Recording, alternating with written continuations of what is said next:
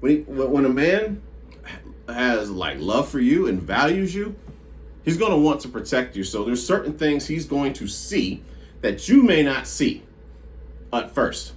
But any man that understands leadership, any parent that understands leadership, any boss that understands leadership, you look at stuff down the line that the people that you are responsible for, that you have essentially authority over, are not able to see at the time. Yeah, they might be upset at first, but in the long scheme of things, it'll all make sense. Roll me, Mac.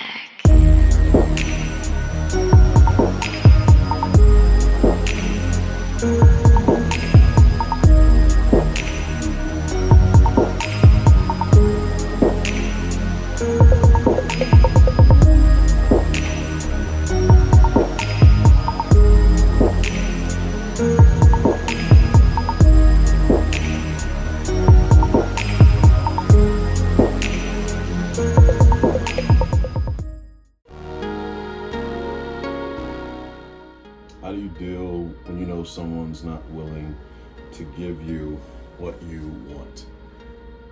It really depends on the scenario. When it comes to, let's just say, female-wise, right? Relationship, a woman is not willing to, like you're dating. Again, this is dating. You know, in the sense of like the way I see it, by the time you're actually committed to somebody, you're there because it's what you want. You're not filtering things out. You're not trying to figure out this isn't for me type shit. But even still, all leading up to marriage is, I would say, is a wise decision for a man who understands his worth, as far as an understanding that forever means a very long time, and also understanding how the courts work in today's society when it comes to marriage, as well as like what could lead to divorce.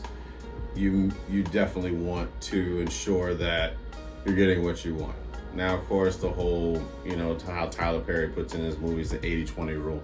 That's why I say it very much depends on the scenario itself. Now, as far as dealing with not getting what you want, I believe that if I build myself up enough, the woman that I'll attract will give me essentially what I want. You know what I'm saying? It's not like you're asking for a lot.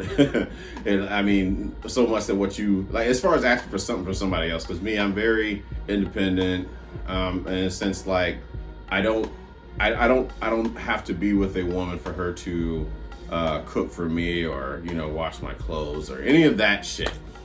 Like when it comes, I would say for me, the best bet with a woman is being a nurturer, right? So in the sense that you're not giving me what I want, I mean, that's the attraction right there. You know what I mean? Like, if you're not going to nurture, then what are we doing this for? If I'm not going to lead, what are we doing this for? You know what I mean? Like, I don't see the point of being with someone if that's not there, because that's essentially what attracts us to one another. Especially like for me, who prides himself on operating as masculine, it would be the femininity that's going to attract me to you. So if you're not going to be feminine, then yeah, there's no use. You know what I'm saying? Like, of us being like, there's no real long-term point of us being engaged with one another if you solely intend on operating like the way I do in my masculine. You know what I'm saying? Being a man. If you want to be the man in your relationship as a woman, this is not for you long term. You know what I mean? That's how I look at it. Yeah, you'll enjoy yourself a little bit, you know what I'm saying? But as far as long term, no, I can tell you this. I would not want to be long term with a woman who operates like a man. Period. There's nothing we need to even talk about with that. Like, and highly sensitive to it. Very observant. You know what I mean? And I'm watching your patterns. You know what I'm saying? Even ones that are like a lot of times, you know, from like dating, a woman will be used to operating in her masculine, and then she'll adopt, like, you know, operating in the feminine, maybe to kind of get you, if you will, but then slide back into what has been her normal for a very long time, which is operating her masculine, and that will not work long term, not at all. Because if that's your default, then we know what you're going to do. So that means there's going to be constant unnecessary conflict between a lion and a lion. Not a lion and a lioness, but a lion and a lion. Because you want to operate, you want to lead. You want to be like cold. You don't want to be affectionate. You don't want to be a nurturer. You don't want to, you know what I'm saying? Like, be in your feminine energy. And long term, that's gonna lead to issues. That's gonna lead to us being roommates in the house. That's gonna lead to loss of attraction, because opposites attract. Okay. Talked before. There's one thing of talking about love, and there's another thing of talking about attraction. Okay. Now, there are a lot of people that are married that love each other, but there are a lot of people that are married that are not attracted to each other. And you ask, what happened? How'd the fire go out? Well, somebody stopped working on their core. And by core, I mean, for a woman, she stopped working on her femininity. And then that man stopped working on his masculinity. He more than likely he turned to let his woman lead. Like, whatever you say, honey, you know, happy wife, happy life bullshit. You know what I'm saying? And all that does is make you, in my opinion, very unattractive as a man. Because from my understanding, women are attracted to men who lead. And the woman you want in your life anyway, understand what it means to be with a man that leads. And if she's not with it, then she's not for you. You know what I'm saying? It's no ill will. It's just, okay, we understand that this is not going to operate on these guidelines that we're in, these terms that we're in, is not going to be healthy or conducive for us. You know what I'm saying? So, like, when you don't get what you want, for, you know, just to bring this back, piggyback to the original question, is not getting what you want, it all gets worked out in discussion as far as what you're into and what you're not into. And it's up to the man, because it's a woman must enter the man's frame. And this is my ideology. Okay? Now, with that being said, you must, as a man, I must create a world, a frame where a woman can abide by this. Because what does a woman look like abiding to a frame that's not being held up? There are no standards. There are no boundaries. She can do whatever the fuck she wants, and you're soft about it. You don't set, like, you know, okay, I don't believe this is going to be healthy for this particular thing. You know what I mean? If you're going to let her do whatever the fuck she wants to do, what does she have to respect? And what are you? What are people going to respect around you? You know what I'm saying? Like that, and that's truly what that boils down to. And like I said, it ain't for everybody to kind of carry yourself in this manner, but it's understanding the responsibility that comes with that. This is not about some macho, egotistical shit. Maybe a little ego, But this is not some macho, you know what I'm saying, egotistical shit where I'm the man, I wear the pants, like what you saw Carl Winslow do all the time on Family Matters. No, this is understanding responsibility, okay, without authority. You're not going to enter into a relationship with a woman and you have all the responsibility of taking care of her. However, you have no authority. And she is like, fuck the rules. You don't tell me what to do. You ain't my daddy type thing. You know what I'm saying? But it's like, but you want me to be responsible for the house. You want me to be responsible for this protection when you're in distress and all this other shit. But you don't want to abide to the boundaries that's set within the frame that you chose. You chose. You know what I'm saying? It's women that do the choosing. Understand that. I truly believe that. It's women that do the choosing as far as like what frame they're going to be in, because they're going to be taken care of. Now, this is not to say a woman is not able to do shit on her own. And by all means, I wish them well that wish to do so. All well and good. But if you're going to choose to be with a man, especially a man that leads, then when he sets something, when a man has like love for you and values you, he's going to want to protect you. So there's certain things he's going to see that you may not see at first. But any man that understands leadership, any parent that understands leadership, any boss that understands leadership, you look at stuff down the line that the people that you are responsible for, that you have essentially authority over, are not able to see at the time. Yeah, they might be upset at first, but in the long scheme of things, it'll all make sense. But this is what happens when somebody cares for you and protects you. If you want to be with someone who does not give a fuck what you do, does not give a fuck about your well-being, by all means, there's plenty of that out there. And how's it going for you? You know what I'm saying? But when you are with someone, you know what I'm saying, that values you, there's going to be boundaries. There's going to be boundaries, and it's more so for your protection. It's not to take your fun away, as you know, what we tend to see is like kids do, what a parent does. When a parent cares for a child, there's certain things that parent will not permit to go down in order to protect that, you know, that child. You know what I mean? It's the same, and the same goes when you are in I dare say a worthy frame with a man, you know what I'm saying, that understands this shit. And not about no bullshit, you know what I'm saying, but literally it's just understands frame and cares for your well-being. So if a woman's going to date me, she's going to enter my frame, you're entering the frame understanding that this is what this means doing this.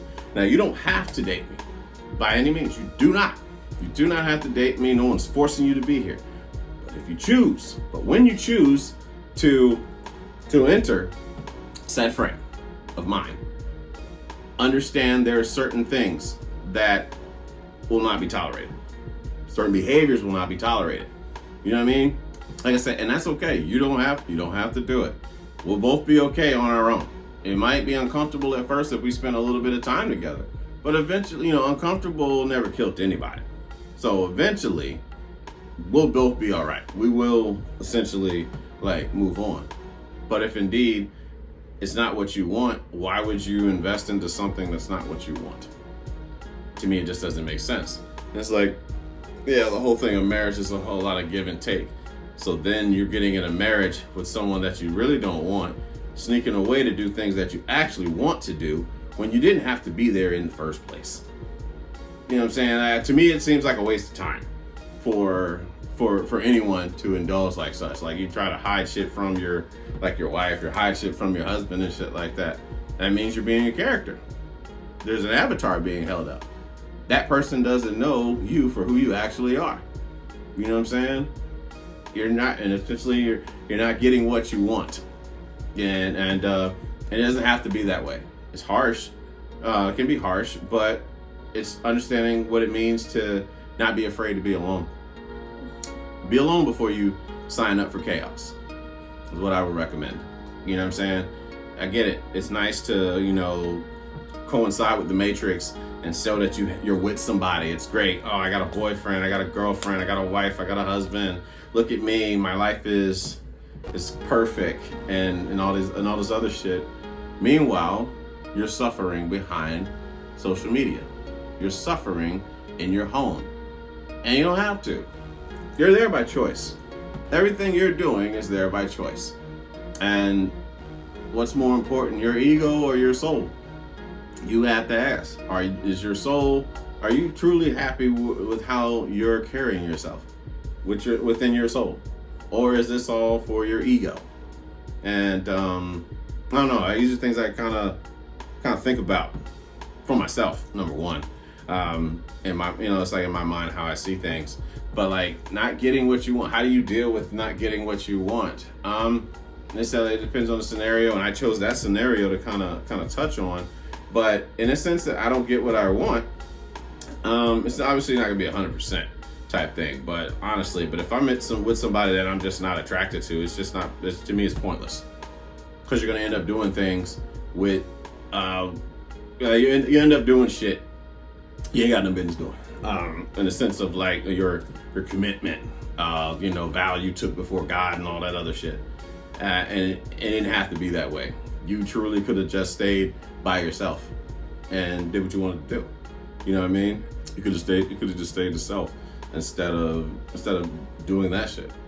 But it's all about how we look at things, how we carry ourselves, in the sense of, I say, in a relationship. How do you deal with, not essentially not getting your way? You don't throw tantrums or anything like that. You just have discussions. And if this individual, if what you want and what that other person want don't link up, then long term you're going to see the results of that. And in my opinion, again, I've never been married. I'm not going to speak for what it's like to be married. What I will speak on is human behaviors, and as far as like how we carry ourselves and the things that we get ourselves into. And it's like I'll be like, hey, don't tell my wife, man, I'm smoking. Don't tell my wife I went to the strip club. Like doing little kid shit. Like, why are you hiding shit from this woman? If she doesn't want you for who you are, then who does she love? Like, we're very quick to say I love you, but I don't think a lot of us understand what that means to say that. The love a crust of a motherfucker. But at the same time, me loving you, I have to love myself more than I love you. And by what I mean by loving myself is self-worth and self-respect. That is not in a sense of like narcissistic, like me loving myself more than anybody else type thing, but more so just the self-respect and self-worth thing. Otherwise, you'll just take whatever anyone throws at you and call it love. we all been there. There's nothing for us to be ashamed about. We ain't know any better. But you know better, you do better. So essentially that's what it is. So that's my thoughts on like how do I deal with a person not going with what I want, not doing what I want them to do. Like I said, it really all depends. It would really depend on the scenario and the situation. I hope that I was able to explain that to the best of my ability. But I don't know. We'll see. We'll find out what the feedback is on that.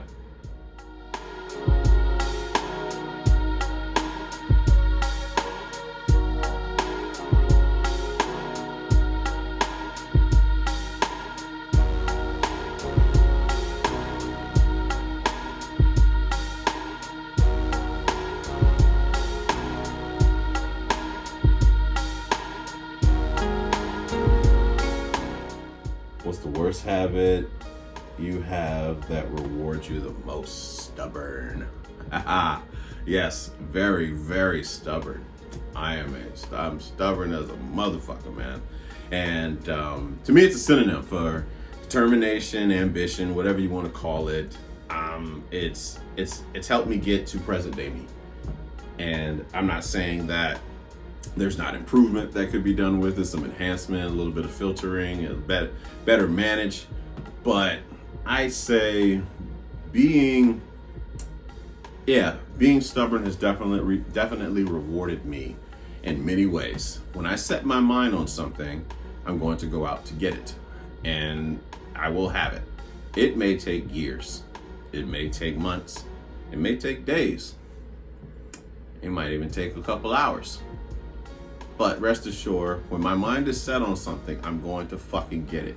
somehow, some way, because my mind is zeroed in on this is what I'm going to do. So I'm going to do it. I mean, that's just what it is.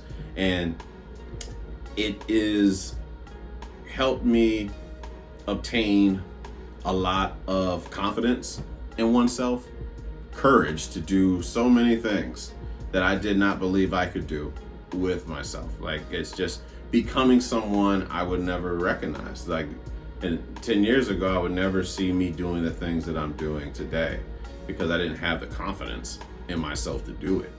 I was just too scared. I was afraid. I had fear of losing this. I had fear of losing love. I had fear of, you name it. And then something inside of me was like, well, shit, I have no control over the love I fear losing. So I might as well do what I'm set out to do as far as my goals, my what I intend on doing with my life. And sometimes you lose people in that. And that's okay. It's part of the journey. Where you're going, a lot of people are not going to go. You know, when you get to a certain cruising level, some people are going to get dropped off. You know, they weren't meant to go to that level with you. And some people will support you in what you got going on. Some people will support you, and as long as it benefits them for what they need. And then others just want to, just naturally not see you do better than them. And none of that is your problem. It has nothing to do with you. The only thing you can do is just work on yourself every day. Continuously work towards your goals, man. Don't share your dreams your big dreams with small people. You know what I'm saying? Small-minded people, that is. Because they will try to tear that shit down. For real. Just, you gotta stay the course, man. Understand who's around you. Understand who really encourages you. And who wants to share who shares their goals. Right? Some of their goals. Because some people will try to talk you out of your shit because of their limitations that they think that they put on you. They put their own limitations for themselves onto you. They project themselves onto you. So be very mindful who you share your ambitions, your dreams with. It doesn't matter who it is. Doesn't matter what the dream is. I mean, whatever I tell you is all about me. So there's no sense of trying to shut down my dream based off of your own limitation. I wouldn't do that. You're right. Because it's not you. It's me. I spoke on this shit. I'm the one that's setting out to do this. And I'm stubborn as fuck enough to get it. One way, shape, or form. I will get what I go after. Me, God, and the universe have this pact. And the more I invest into giving to the universe, giving to God's universe, the more I keep receiving. It may not come from the individuals that I want it to come from, but I assure you, whatever you put out there is going to come back to you. And it feels amazing to see it. It's creepy at first, but it is amazing to see this. And then, of course, obviously helping others along the way in the process, because that's really I believe that's your duty with God and the universe. How are you going to contribute to the, pushing society forward? What way do you do this? But you got to work on yourself first. You got to put your mask on first, and then you can get to helping like everybody else. But for now, you got to work on yourself. You got to understand your purpose. You got to understand your mission, and then align that with the power that your ancestors, God, and the universe collectively together place upon you.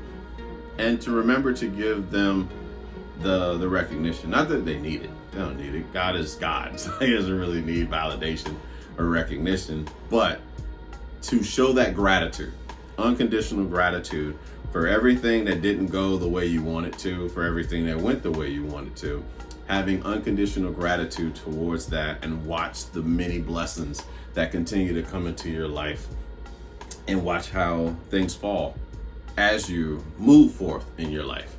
You know what I'm saying? Like, it's a blessing to see those things transpire. And I know that for sure these things that have happened to me wouldn't have happened if I hadn't have been so damn stubborn.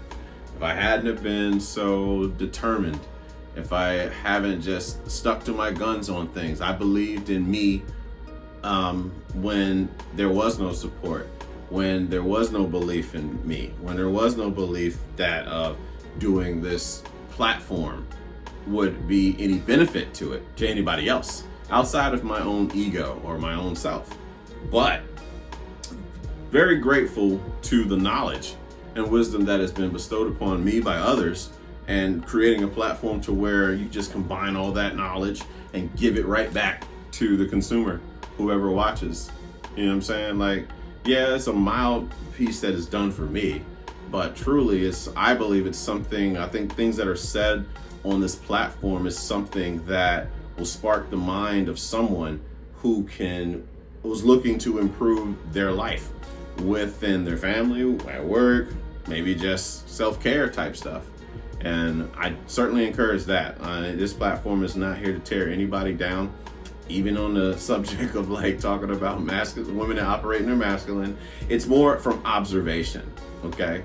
Yes, there'll be some times where there'll be some triggered responses and it may be a little bit more harsh than others, but ultimately for me, it's about observation and why that happens, and why I believe that women operate in their masculine, or why a man might even operate in his like femininity and not without knowing, unconsciously doing these things is what we're talking about here. And yeah, so being stubborn has taken me a long way. Very grateful for the things that led to me being stubborn in my life, whether that's me being spoiled as a young kid and determined to have my fucking way one way or another, trying to prove myself to myself, trying to prove myself to others in some way, shape, or form, but being stubborn enough to believe in yourself and to create to follow the dream. Don't get me wrong, your ass better be working. This ain't no, I'm solely working on my skill, you know what I'm saying, like my dream or whatever, working on the passion. Your ass gotta work, but you gotta know what to do with the money as well. But yeah, certainly determined, definitely stubborn, and yeah, it's got me this far, so I look forward to what it brings in the future.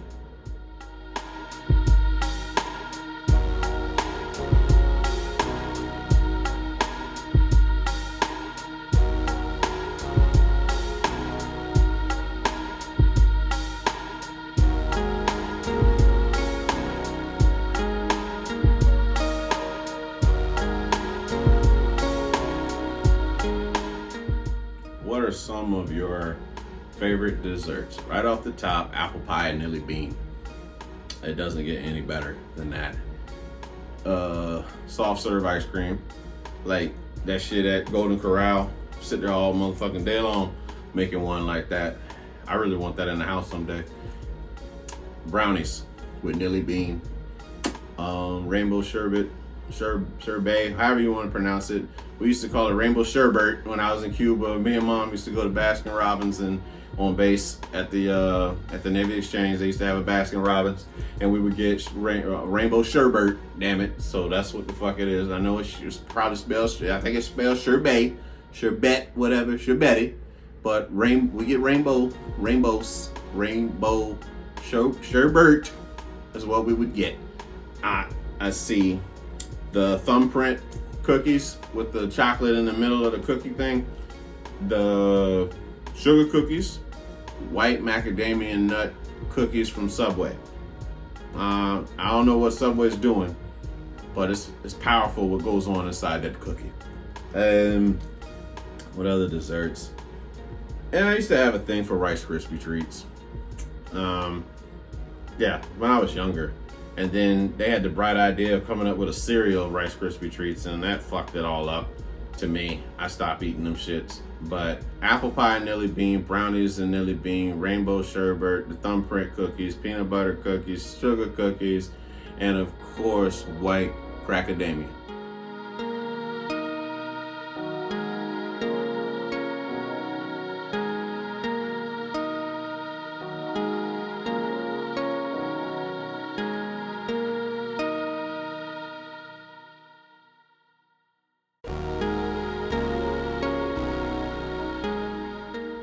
do you like to do that is traditionally considered feminine? Have a discussion. Have a healthy conversation. Because it's the narrative that women love to talk.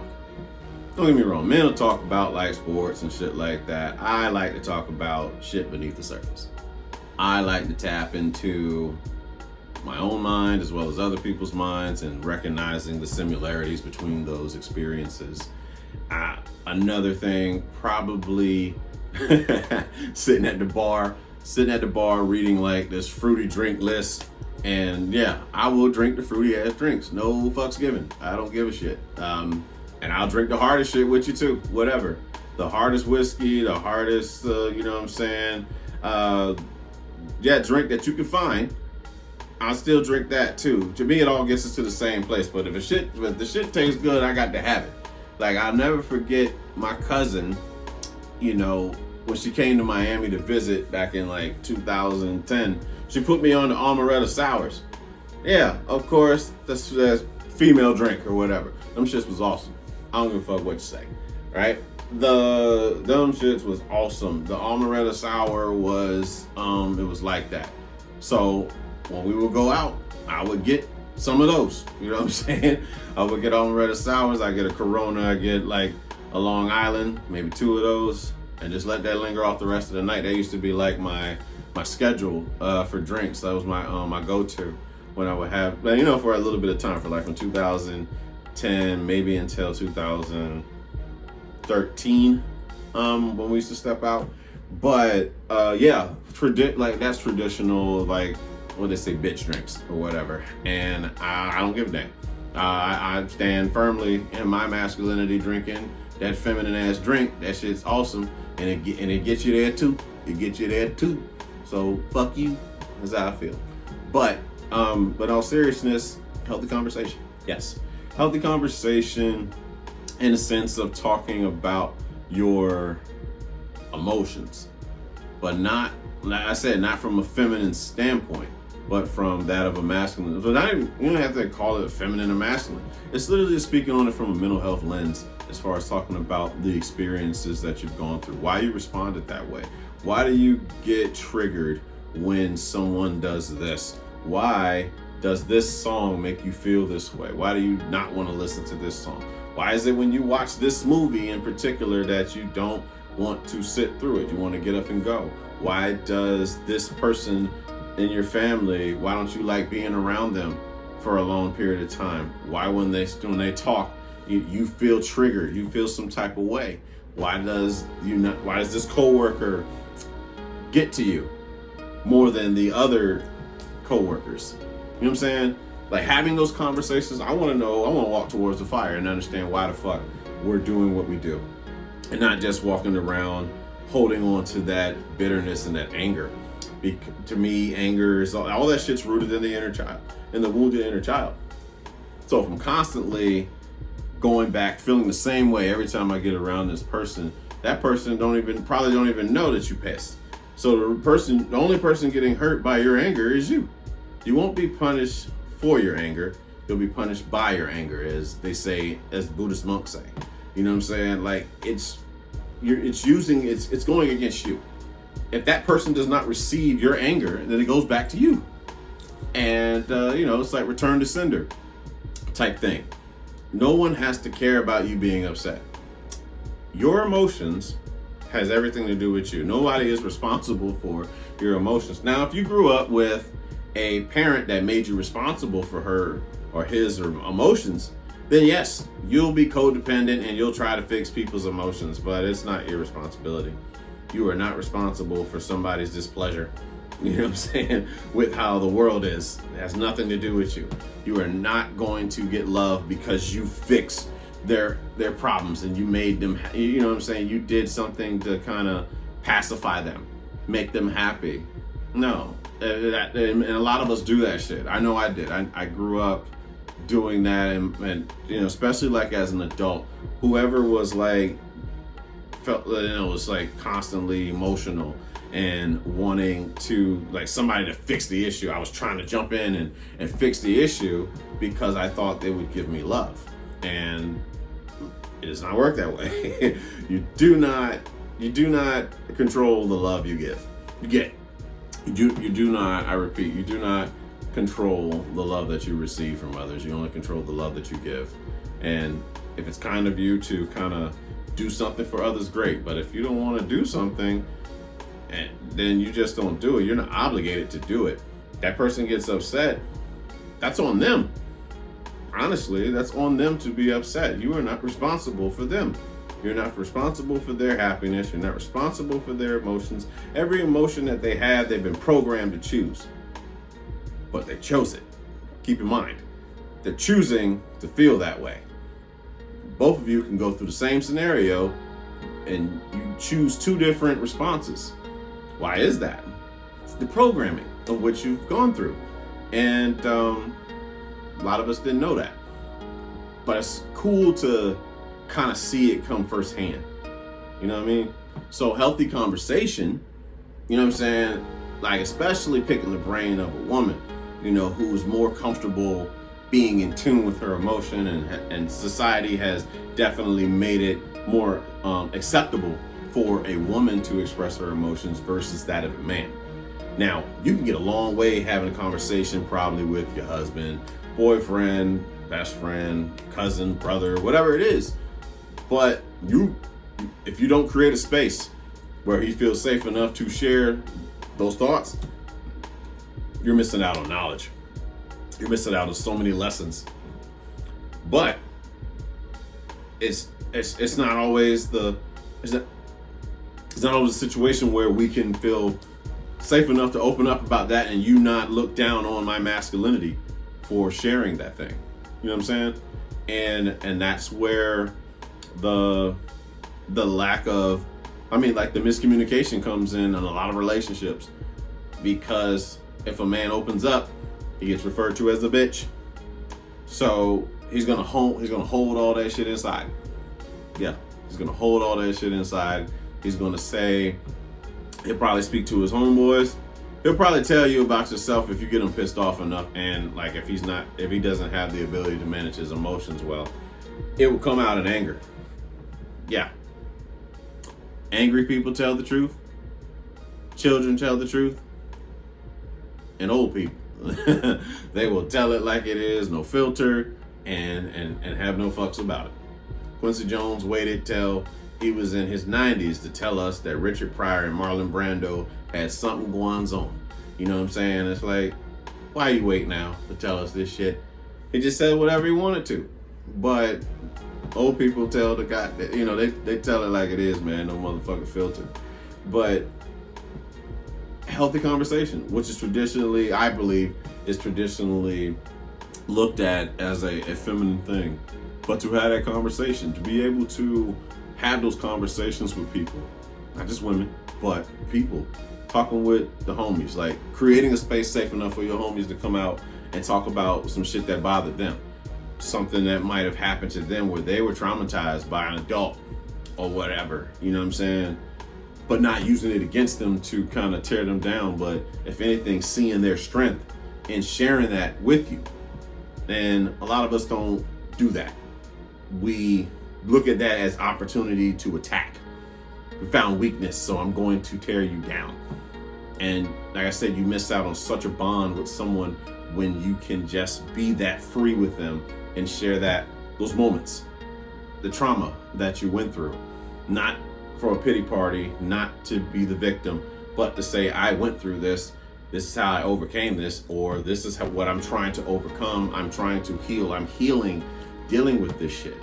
I mean, I say, I was watching reality shows for a little bit, you know, back in my 20s I was watching for Kim though. I was watching Keeping Up with the Kardashians, I was watching Flavor of Love, I was watching I Love New York, I was watching any of those VH1 shits. Love and Hip Hop when it first started out, you know what I'm saying? I want to put them paws on them. Scrappy. I was caught up in watching that shit, you know what I'm saying? And I believe that that's driven to go towards drama, which is, I believe that's like them trying to get female viewers, you know what I mean? But I would watch that shit. So I think traditionally feminine, that was what I would do. Certain music, You know what I'm saying? Like I remember being young, listening to like pop music, pop artists, female artists, Britney Spears, Christina Aguilera, like the pop craze. I mean, by their albums. My cousin had it. I ain't gonna put him out like there, but yeah, he had the album. And we used to listen to that shit, playing Nintendo 64, listening to Sometimes I Run. It's funny looking back at it now, but like I said, these were things that we were doing. This true Hollywood story. This is the truth. But I don't believe it made me any less. It doesn't make me any less masculine now to kind of just talk about those things, and even now to do those things if I decided to do it. But I'd say that mostly what I would say is traditionally considered feminine that I enjoy doing is healthy conversation. I love that shit. It's freeing. That's why I do this shit here, this platform, to kind of encourage others to continue to do it so that they can feel that same sense of relief. It's like therapy to do it with the right group of people that are not there to be right and wrong, but to speak from perspective and like preference. You know what I'm saying? Like it creates like I said, it creates a connection. It creates a connection, and it creates safety in conversation. To know that you're not being torn down, like somebody's actually just having a conversation. They're not asking questions to try to get one up on you. They're literally just trying to learn how to love you. And I believe that's what I try. That's my whole point, is learning how to love me, number one, and then also learning how to love those around me, those that I value. You know what I'm saying? As long as there's no disrespect. The love can continue growing as long as there's no disrespect. Once respect is no longer served at the table, we gotta go. Oh, nothing personal. It's just, okay, all right. I'm not the same version of me I was that would tolerate this shit. And you outgrow it. And sometimes that means you gotta leave a table. And you gotta go upstairs and go to another table, because the move is up. I'm not going down. We're only going up. So you got floors in your life, right? At the bottom floor is a lot of people that you used to know, used to hang with, probably used to play toys with when you were little. You moved or something and went up a grade, you had to go upstairs, sit at a new table, okay? This is the middle school table. Now, a lot of people at the middle school table are trying to fit in. They're doing shit for validation. And when you're in middle school, you're doing dumb shit trying to be validated. But once you get older, you start to learn value of yourself. And then you learn that you got to leave those people at that validation table to understand who you are not. Not who you are, just who you're not. Eventually, when you find out who you're not, you'll find your soul. And you'll let go of shit that you used to hold on to.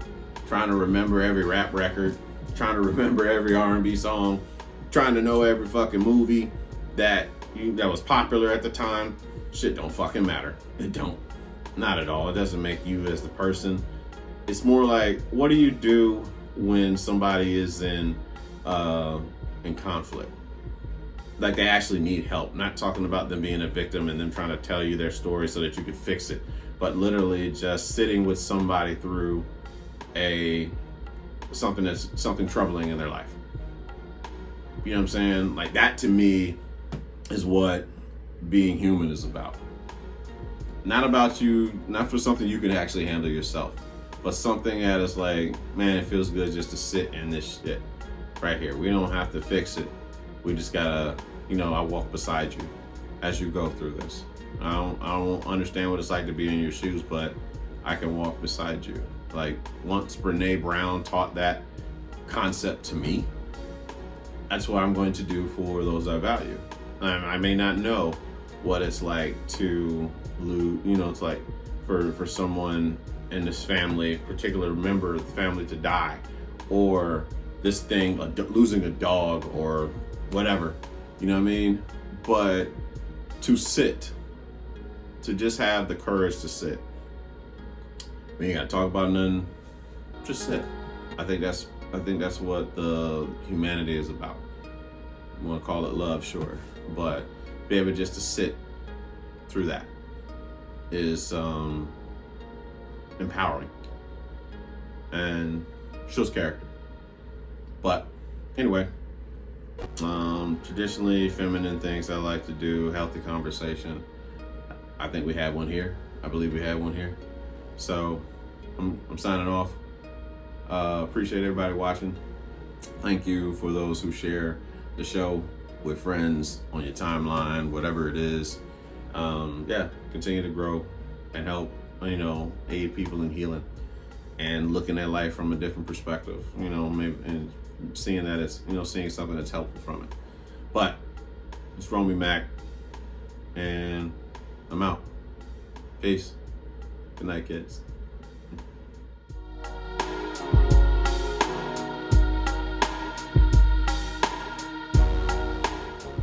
How nasty does a wife have to be for you?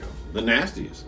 Honestly, that's within her level. Like, if you're at wife material, we done already explored some shit. You know what I'm saying? So nothing is, it's not like you're saving for a marriage to come out like, surprise, I actually want to try this shit. No, we have definitely been practicing this whole ordeal as far as this nastiness is going to go. And but as far as how nasty does she have to be, I think you sort that out prior to getting to, like I said, getting to that point and figuring out your studying your opponent and understanding what she's into and what she's not into. What is she willing to do? How is she willing to be led? If for her the man she chooses, to her loving, I'm not going to say to her liking, but to her loving, she'll do a lot of things that she probably would not do with anybody else. So how nasty does she have to be?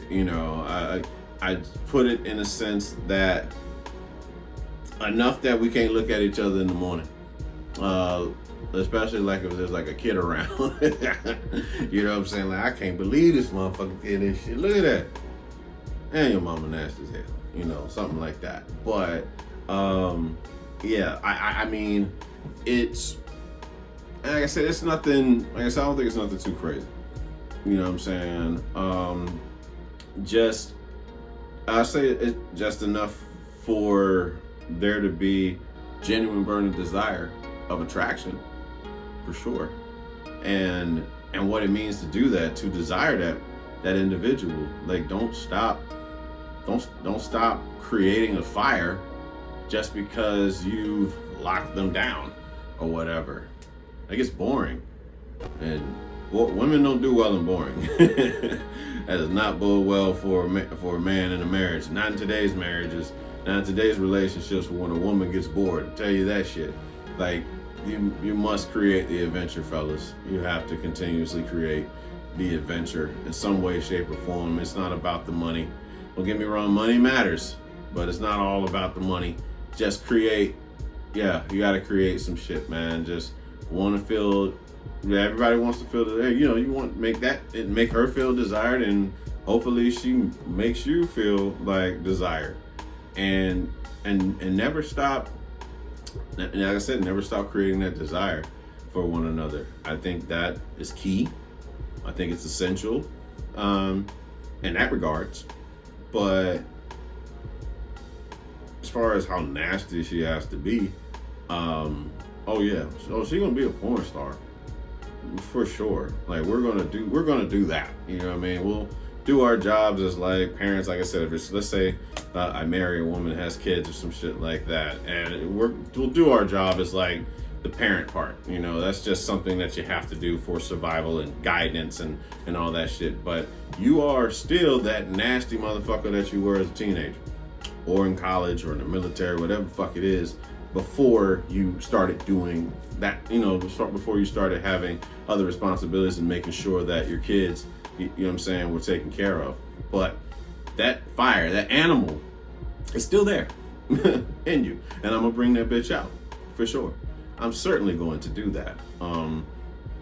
Probably on a day-to-day basis, depending on what business deal, business transaction is going on for the purpose, and what keeps all of this, lights on and, house up.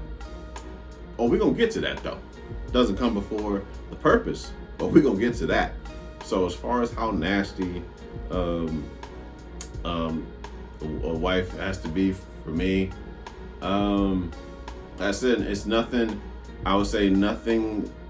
She wouldn't have to do anything essentially that she hadn't done already. That's what I do know. Just don't lose your effort.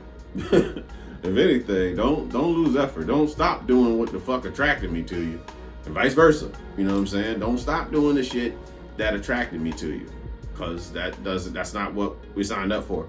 We didn't sign up to just let our representatives be nasty as hell and then decide that you're going to be prudes once you get married. I don't think that works that way. That's the same situation as like, okay, I'm going to carry myself like a responsible man and, handle my responsibilities. And then when we get married, I stop taking care of my responsibilities. I just become lazy. I become a vegetable. I become your son. That's not what you signed up for. That's not what attracted you to me. Same shit. You know what I'm saying? In any part of like a relationship, marriage, whatever, don't stop doing what attracted you to them. Understand that it takes, it's daily effort. Daily effort working on yourself. That's why rituals and standards are very important, so that you can keep up the efficiency of what you're creating, and you create yourself every day. But yeah, she better be nasty. She better.